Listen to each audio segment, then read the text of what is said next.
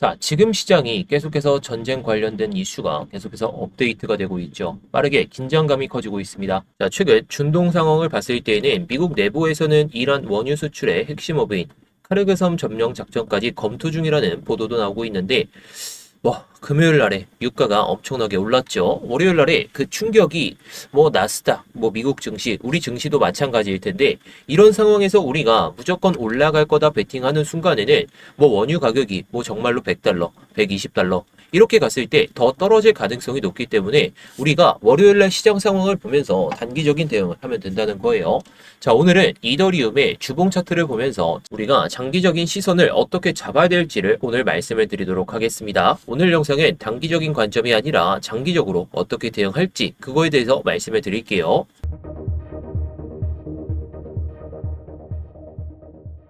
네, 안녕하세요. 10년차 코인 트레이더 이무혁입니다.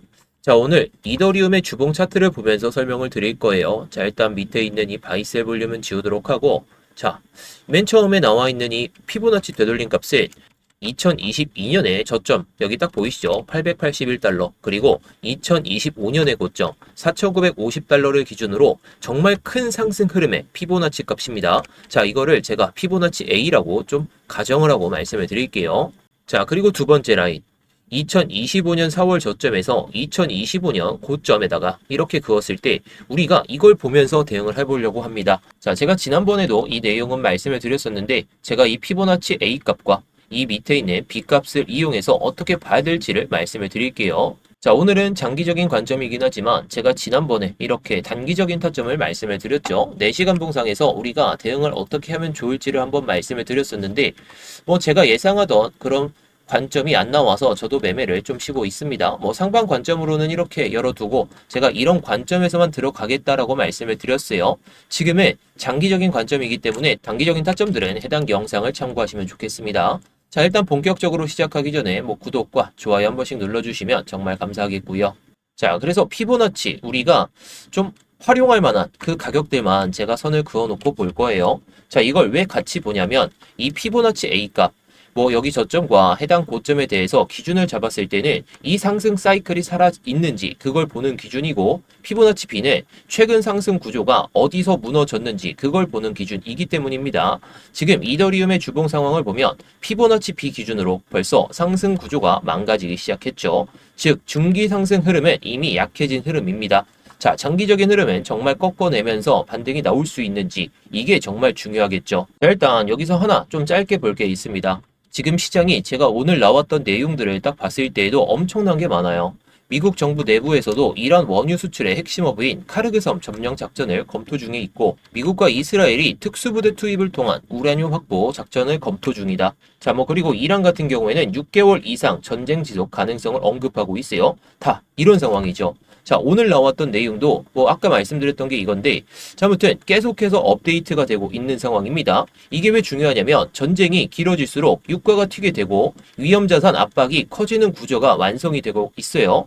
그래서 지금 이더리움을 볼 때 단순히 코인 시장 내부 흐름만 보는 게 아니라 전쟁으로 인해서 유가의 상승으로 인해서 위험 자산에 대한 이 선호도가 떨어질 수 있다는 거, 이 흐름까지 같이 봐야 되겠죠. 자, 그런데 이 부분도 좀 말씀을 드리고 싶어요. 제가 영상에서 장기 시나리오, 단기 시나리오 최대한 자세히 짚어드리고 있는데 막상 실전에서는 그런 게 있죠. 예를 들어 아래 꼬리가 길게 달린다든지 아니면 윗꼬리가 길게 달린다든지 단기 추세가 갑자기 훼손된다든지 이런 건 영상 찍고 나서 단 몇 분 만에 몇 시간 만에도 달라질 수가 있습니다. 그래서 실시간 타점은 실시간으로 대응해야 된다는 거 여러분들도 다들 잘 느끼실 것 같아요. 이런 부분들은 제가 영상에서 말씀드리는 내용들을 더 세부적으로 잡아서 이렇게 말씀을 드리고 있는 이유가 바로 그겁니다. 자, 이번에도 마찬가지였고 저도 이런 수익을 좀 챙겨놨는데 하락분 대비해서는 약한 수익이긴 하지만 언제나 저는 기준을 잡고만 매매를 합니다.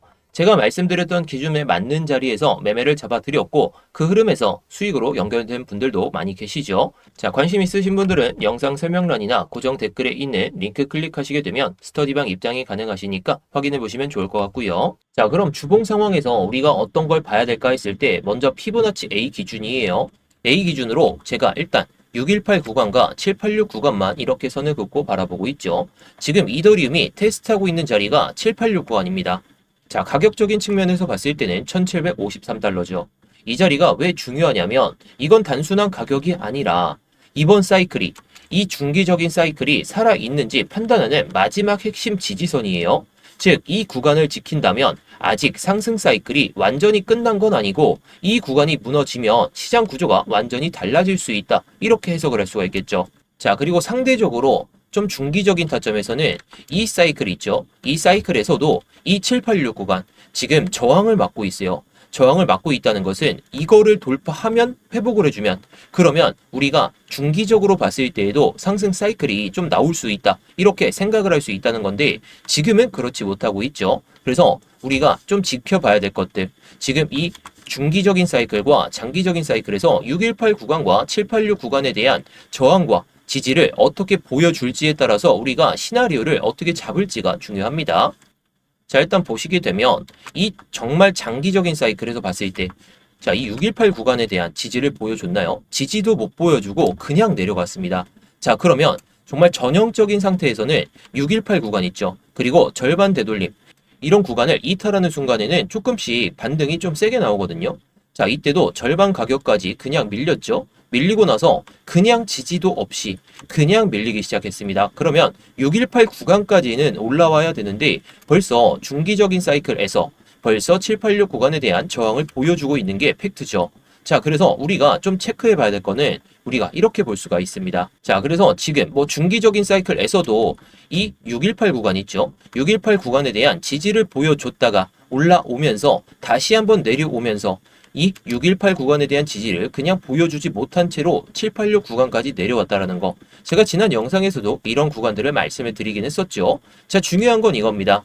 786 구간 이거 회복하면 저는 중기적인 사이클, 장기적인 사이클 말고 중기적인 사이클에서는 상승을 바라볼 수 있을 것 같아요. 단기적인 반등뿐만 아니라 이 618 구간 이 흰색 선까지 올라올 수 있다. 그렇게 생각하는데 지금 786 구간 피보나치 A 값에서 1753달러에 대한 지지를 보여줬기 때문에 그리고 618 구간에 대한 지지를 보여주지 않고 내려왔기 때문에 여기까지는 올라와야 그나마 장기적인 사이클에서 그리고 중기적인 사이클에서도 반등과 상승을 좀 가리킬 수 있다. 이렇게 좀 해석을 해볼 수가 있겠죠. 자, 그래서 지금 상방 시나리오 이 절반 되돌리면 좀 의미가 없으니까 지우고 보도록 하고요. 자, 이 구간을 지키면서 반등이 나오기 시작한다면 자, 이더리움은 피보나치 A 기준으로 618 구간까지는 올라와야 돼요. 지금 중기적인 사이클에 대한 그 저항을 보여주곤 있지만 이거를 이렇게 양봉으로 마감하면서 되돌림이 나온다면 이 618 구간까지 뭐 대략적으로 지금 봤을 때 2,438달러죠. 이 구간까지는 올라와 줘야 그나마 장기적인 사이클에서도 반등이 나왔다. 자, 그렇게 됐을 때는 우리가 이런 구간에 의미를 두고 그 다음에 여기까지는 올라오는 파동을 한번 기다릴 수가 있겠죠. 자, 이 구간까지 올라올 수 있기 때문에 만약에 눌린다면 해당 구간에 대한 지지를 체크하면서 주봉 상황에서 단기적인 반등도 한번 고려를 해볼 만할 것 같아요. 자, 그런데 중요한 게 있죠. 여기까지 이번에 중기적인 사이클에서 여기까지 못 올라온다면 그거는 사이클이 끝났다라고 보시면 됩니다.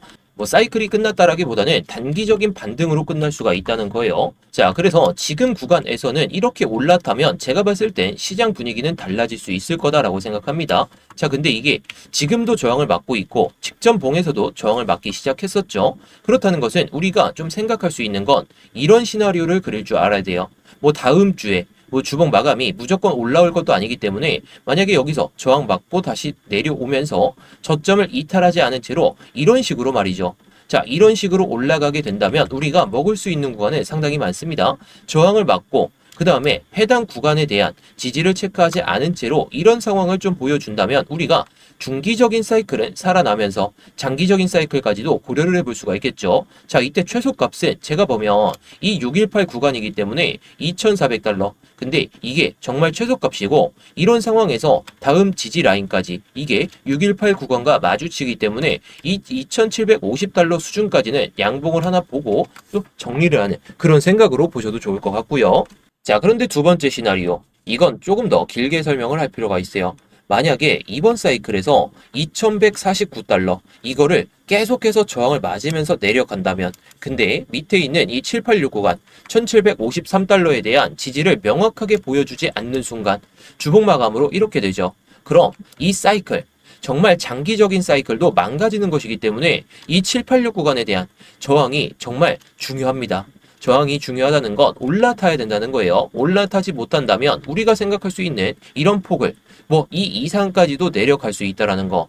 자, 피보나치 A 기준으로 다음 지지는 제가 봤을 때 이 저점이 될 가능성이 높긴 하지만 이 안에서는 정말 패닉셀이 연속적으로도 나올 수가 있습니다. 뭐 유가가 오르고 있는데 위험 자산에 대한 선호도가 낮아지고 있는데 굳이 이 이더리움을 매매를 하려고 볼까요? 다른 사람들은 오히려 유가나 금 이런 것들에 투자를 할 것이기 때문에 지금 상황에서 하방을 가리킬 때 우리가 기준을 삼을 수 있는 건 이 밑으로 딱 주봉을 마감하는 순간에는 우리가 장기적으로 봤을 때 정말 2년 동안의 횡보 또는 그 이하까지는 될 수는 있더라도 최소 6개월 정도의 이 정도의 하락 안에서 계속해서 머물 수가 있습니다. 물론 어디까지 빠질지 모르지만 이 밑에서 딱 내려가는 순간에는 6개월 이상의 횡보와 하락장이 더 이어질 수 있다는 거. 이걸 생각하시면서 주봉 상황에서 이번 주 주봉 그리고 다음 주 뭐 3월 내내 어떻게 주봉을 마감하는지 그걸 보시는 게 좋을 것 같아요. 자, 그래서 뭐 비트코인은 좀 버틸 자리에서 그리고 저항 받을 구간에서 그리고 밑에 또 지지 받을 구간은 있지만 이더리움은 그렇지 못한 상황이다 보니까 지금은 애매한 것 같습니다. 이게 무조건 올라가냐 내려가냐 그런 확신을 할 수 없는 구간이에요. 대신 판단을 할 수 있는 그런 조건들을 계속해서 주고 있죠. 전형적인 이런 피보나치 되돌림 값을 이용해가지고 그래서 제가 뭐 현물을 모아갈 거라면 저는 이런 구간에선 정말 시간 투자를 한다면 괜찮을 것 같긴 합니다. 근데 내가 조금 더 안정적으로 매매를 할 거라면 내려올 때 매매를 하기보다는 뭐 반등이 정말 나온다면 이 2150달러 이상에서 주봉 마감하고 나서 그때부터 눌릴 때부터 딱 담아가시면 좋을 것 같아요. 자, 이럴 때는 손익비가 상당히 좋죠. 뭐 이 저점을 손절로 잡고 본다면 뭐 올라갔을 때는 대략적으로 2750달러 그 수준까지 볼 수 있기 때문에 나쁘지 않은 손익비가 될 것 같아요. 대신에 뭐 칼 손절도 감안하고 만약에 정말 주봉 상황에서 이렇게 마감한다면 이거는 그냥 이더리움을 잠시 내려두고 다른 걸 매매하시는 게 좋지 않을까 저는 이렇게 생각하기도 합니다. 자, 근데 오늘 말씀드린 건 어떻게 보면 장기적인 그런 시선 안에서 우리가 현물을 모아가는 그런 관점이죠. 자, 장기적인 관점에서 선물을 모아가는 건 정말 어불성설입니다. 그래서 제가 뭐 단기적인 타점들 여러분들께 수익을 내드리고 있는데 자, 그래서 제가 뭐 단기적인 타점이나 뭐 아니면 장기적인 타점들 그런 것들은 영상에서 많이 말씀을 드려요. 그런 것들은 여러분들이 정말 관점을 보시고 이렇게 흘러갔을 때 내가 여기서 잡아보자. 그런 관점을 미리 캐치할 수 있고 아니면 내가 기준을 어떻게 잡아야 될지 그런 것들을 도움만 드리고 있을 뿐입니다. 다만 단기적인 타점 요즘 시장 변동성이 뭐 7%, 8% 이렇게 움직이는 장세도 있고 내려올 때도 그냥 상승분을 모두 다 반납하는 그런 파동을 보여주기 때문에 변동성이 너무 심하다. 저는 이렇게 생각합니다. 변동성이 심할 때에는 우리가 그냥 관점 하나만 가지고는 매매를 하기가 어렵다 보니까 뭐 일반적인 경우에 거래량을 살펴보거나 아니면 시장 전체적인 상황을 보면서 우리가 매매 관점을 실시간으로 좀 바꿀 필요가 있다는 거예요. 대신에 관점을 바꾼다기보다는 기준을 잡고 우리가 대응을 어떻게 할지만 잘 짜놔야 되기 때문에 제가 이렇게 스터디룸에서 타점들을 공유를 드리고 있다는 거. 자, 뭐 제가 이런 타점들 여러분들께 강요를 드리는 게 아니라 제가 그냥 들어갈 만한 타점들 나왔을 때 이렇게 공유를 드리고 있는 겁니다. 뭐 제가 그냥 아무런 타점이 아니라 제가 영상에서 말씀드리는 그런 기준들 안에서 움직였을 때만 이렇게 공유를 드리고 있는데요. 자, 그래서 지금 영상 설명란이나 고정 댓글에 있는 링크 클릭하셔서 해당 스터디방 입장하시면 여러분들이 정말 좋은 수익도 가능하실 테니까요. 뭐 한 번씩 입장하셔가지고 좋은 수익 챙겨보셨으면 좋겠습니다.